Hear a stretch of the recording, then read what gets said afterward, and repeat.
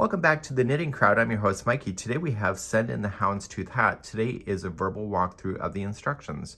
What we have is that this has been brought back out. It was already out anyway, but they kind of just revived it a bit by just having a different model. As you can see, it's part of the new Wed Collection on Yarnspirations.com.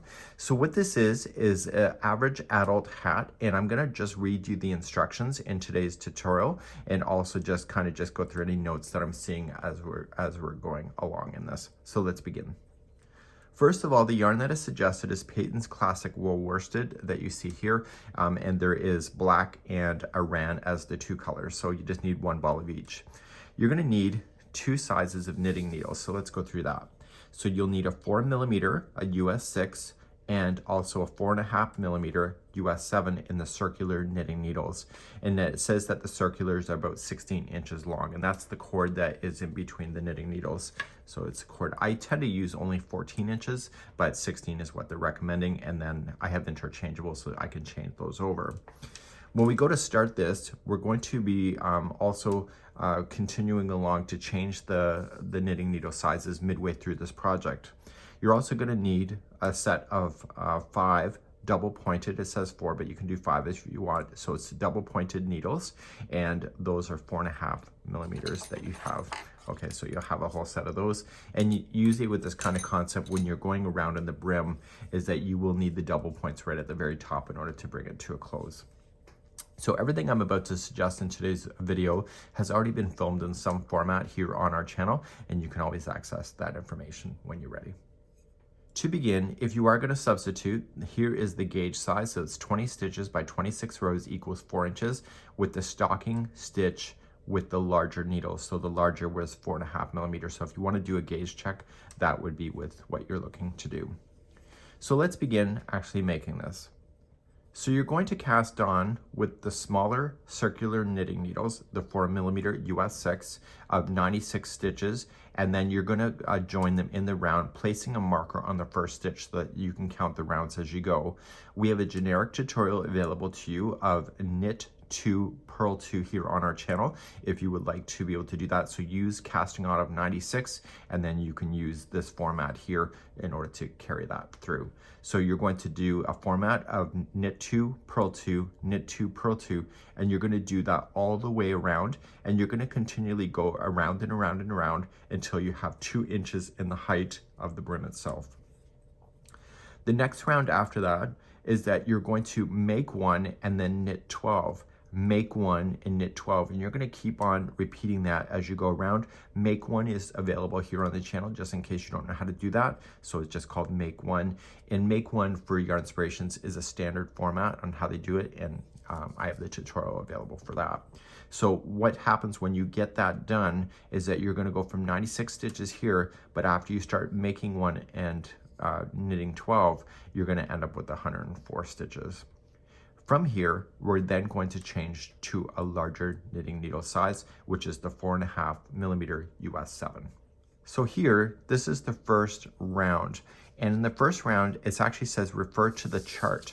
So the chart is on page number 2. So let's flip that over. And here is the charting that you see here. So this is actually round number 1 all the way through 8. You have to repeat this a total of 4 times. So once you get through the cycle, you're going to then just do it again and again and again. I would recommend the double stranding of doing it with 2 hands in order for the one color to be on your right and the other color to be on the left, because it goes so much faster, and you are stranding your work when you're doing this, so the work will strand in behind. So that's just something that you can decide to do, and because there's a lot of generous lays of the colors, so you got like 6 of the darker color here, you can see that you're going to be able to do this pretty quickly because the colors are not changing that frequently. So once you get the 4 repeats done for this, you're then going to come back to the instruction and you'll be on the next round right here. So after the 4 times of the charting has been done, you're going to do the next round, and it says with the color B only. In this case, it'll be Aran, and you're going to knit 6 and then put 2 together. Then the asterisk starts here, and so you're going to knit 4, put 2 together, and it says repeat from the asterisk over and over and over until there's 6 stitches left at the end. So you'll knit 4, put 2 together, knit 4, put 2 together. The last 6 stitches will be a knit stitch itself, and so you've just now reduced from 104 stitches down to 88. And so the number 2 chart is right here. So you're just going to follow the chart just like you see, and so the colors are changing more frequently, but if you look at the top of the hat, you can kind of see that's happening as well. So once that's done, we're going to then move to page number 2. So after this, chart 2 has been completed, so you'll have the 4 rows done. You're going to be up here with B, and B is also a run, and you're going to knit 6, put 2 together, and then knit 3. And it says repeat from the asterisk to the 2 last stitches. So you'll knit 2 together and then knit 3, knit 2 together and then knit 3. And then finally at the end, when there's 2 stitches left, you'll knit the final 2 stitches. Then it says you're going to work the chart number 2 once again, and it'll be worked up just like this until the 4 rows are complete. So it's just getting a little bit more narrow, and you'll see things are going to start to condense in here. We're then going to move to the remaining of the finishing of this. Once this is complete, you're going to now change to your double point needles. And so you just want to equally space out your stitches. And I always recommend, from what I've learned over this short time frame, is that when you have the double points, you want to make it so that the multiples of the reduction actually are on each of the knitting needles itself. So with B, which is a run, you're going to knit 5 and then put 2 together, and then knit 2 and then repeat from the asterisks. So you'll knit 2 together, knit 2, knit 2 together, and knit 2. And so equally space those out onto 4 knitting needles in order to have it into a square. So we do have instructions here on the channel on how to use double points needles, just in case that is something that you need to do.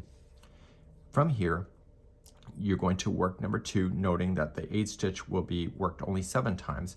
And so you'll be working this once again, just like you see. So these 4 rows. And so it'll get even more narrow towards the top of the hat.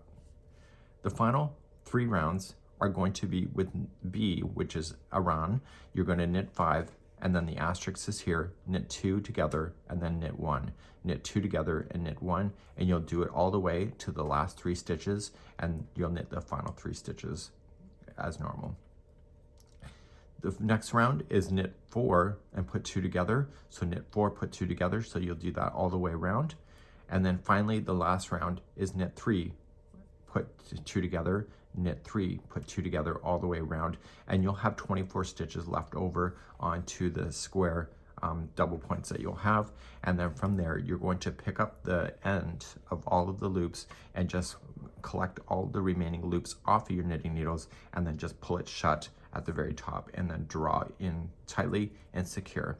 If you would like to make a pom-pom from scratch, you can do so. Here's the instructions of wrapping with winding A, which is the color, so that's the black, around your fingers approximately 100 times and tie securely in the middle. I like to use cardboard. You could use a pom-pom maker. You can also use a pre-made pom-pom if that suits your desire as well. And then what I would do is secure it to the top with a pom-pom tie.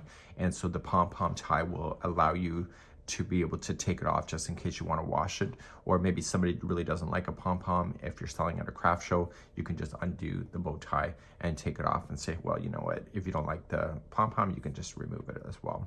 So this is a general overview on how to do this. I'm really obsessed at this particular moment in time of double stranding and also using Fair Isle texture work, or Fair Isle color work, and I think this is a really cool idea. So everything that I have for this particular concept has already been filmed, and the only difference is that the instructions of how many to cast on and just being able to follow the charting just like you see, and also the reduction is slightly unique, but it's still following the same principles as other things that we have already filmed.